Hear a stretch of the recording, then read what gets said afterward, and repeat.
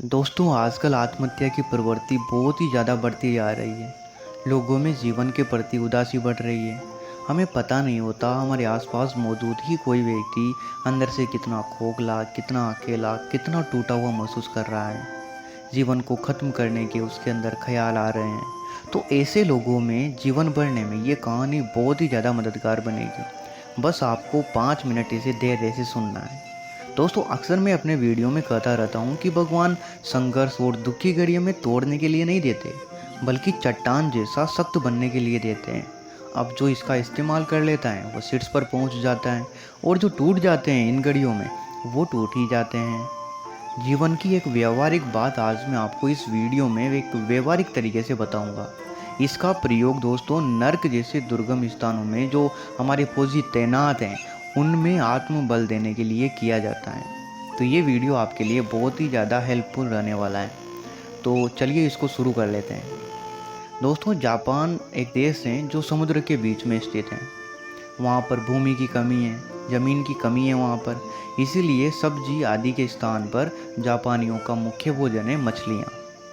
अब मछलियाँ जितनी ताज़ी होती हैं जापानी उसे खाना उतना ही पसंद करते हैं। लेकिन तटों के पास इतनी मछलियाँ होती नहीं हैं, तो जापानियों की ज़रूरत पूरी कर सकें इसलिए वो क्या करते हैं, वो दूर समुद्र में जाते हैं। तो मछुआरों को दूर समुद्र में जाकर मछलियाँ पकड़नी पड़ती हैं।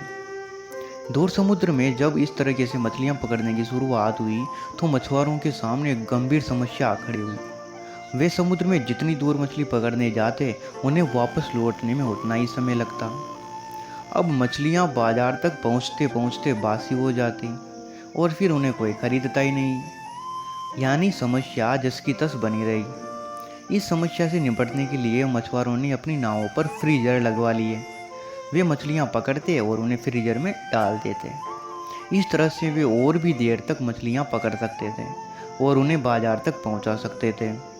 पर इसमें भी एक समस्या आ गई। जापानी बर्फ़ में रगी मछलियों और ताज़ी मछलियों में आसानी से अंतर कर लेते थे। वे बर्फ़ की जो मछलियाँ थीं उनको खरीदने से कतराते थे। उन्हें तो किसी भी कीमत पर ताज़ी मछलियाँ ही चाहिए थी। एक बार फिर मछुआरों के सामने इससे निपटने का समय आ गया। उन्होंने इस बार बड़े बड़े जहाज़ों पर बड़े बड़े टैंक बनवा दिए। अब वे मछलियाँ पकड़ते और उन्हें पानी के जो टैंकर होते हैं उनमें डाल देते। टैंकों में डालने के बाद कुछ देर तो मछलियाँ इधर उधर भागती, पर जगह कम होने के कारण वो जल्द ही एक जगह पर स्थिर हो जाती। जब ये मछलियाँ बाजार में पहुँचती तो भले ही वो सांस ले रही होती, लेकिन उनमें वह बात नहीं होती जो आज़ाद घूम रही ताज़ी मछलियों में होती थी। जापानी इन मछलियों में भी अंतर कर लेते थे। तो इतना कुछ करने के बाद भी समस्या वैसी की वैसी बनी रही। अब मछुआरे क्या करते, ताज़ी मछलियाँ लोगों तक कैसे पहुँचाई जाए। उन्होंने कुछ और भी नया सोचा। अभी वह मछलियों को टैंकों में ही रखते, पर इस बार उन्होंने क्या किया, हर टैंक में एक बड़ी शार्क मछली छोड़ दी।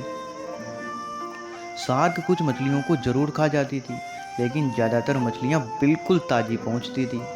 अब ऐसा कैसे होता था? ऐसा इसलिए होता था क्योंकि शार्क बाकी मछलियों के लिए एक चुनौती की तरह थी। उसकी मौजूदगी बाकी मछलियों को हमेशा चौकन्ना रखती थी। अपनी जान बचाने के लिए वे हमेशा सतर्क रहती थी। इसीलिए कई दिन तक टैंक में होने के बाद भी उनमें स्फूर्ति और ताज़ापन बना रहता था। दोस्तों आज बहुत से लोगों की ज़िंदगी टैंक में पड़ी उन मछलियों की तरह हो गई हैं जिन्हें जगाने के लिए कोई शार्क जैसी चुनौती मौजूद नहीं है। एक छोटी सी मछली जैसे जीव की कद्र चुनौतियों के कारण बढ़ रही है, तो मनुष्य तो ब्रह्मा की सर्वश्रेष्ठ कृति है। हम में तो चुनौतियों को अवसर की तरह लेने की क्षमता होती है। जीवन की चुनौतियाँ हमेशा तोड़ती नहीं हैं। आपके साथ भी अगर लगातार ऐसा हो रहा है तो अपने जीवन में चुनौतियों से भागने की बजाय उनसे भिड़ना सीखना होगा। अब इसे अपने जीवन के उदाहरण से समझिए। याद करिए पिछली बार जब आप पर कोई विपत्ति आई थी, आपको लगा होगा इससे तो मैं पार ही नहीं पा सकूंगा, अब तो जीवन खत्म ही हो जाएगा। सप्ताह भर चिंतित रहने के बाद में आपको उसका सामना करने की कहीं से भी प्रेरणा मिली होगी या मजबूरी में ही कोई राह बनाई होगी। शुरू में आप बहुत खींचते होंगे, झुंझलाहट होती होगी, लेकिन फिर एक सप्ताह के बाद आप उस फेज को पार कर चुके होंगे। अब जो बात आपको सप्ताह पहले बेचैनी पैदा कर रही थी आपके अंदर, वो धीरे धीरे आप उससे आसानी से पार कर लेते हो। एक समय ऐसा आ गया होगा जब कोई और ऐसे संकट में फंसा होगा तो आप उसके लिए मार्गदर्शक बने होंगे कि अरे यार, ये तो कुछ भी नहीं है, इससे तुम्हें आसानी से निकल गया था, तू इतना क्यों टेंशन कर रहा है। जबकि आप खुद जब उस परेशानी में थे तो बिल्कुल टूट चुके थे। क्या ये बड़ी प्रॉब्लम नहीं थी? हारा हुआ महसूस करने वाला इंसान किसी के लिए प्रेरक या मोटिवेटर बन जा रहा है, उसकी कदर होने लग रही है। दिमाग पर जोर डालिए दोस्तों, हर आदमी के साथ में कम से कम एक ऐसा अनुभव तो होता ही है। जीवन के उसी अनुभव को याद करिए, आपको आत्मबल मिलेगा।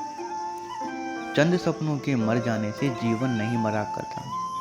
आप जिस रूटीन के आदी हो चुके हैं, आपको उससे कुछ अलग करना होगा, अपना दायरा बढ़ाना होगा और एक बार फिर जिंदगी में रोमांच और नयापन लाना होगा।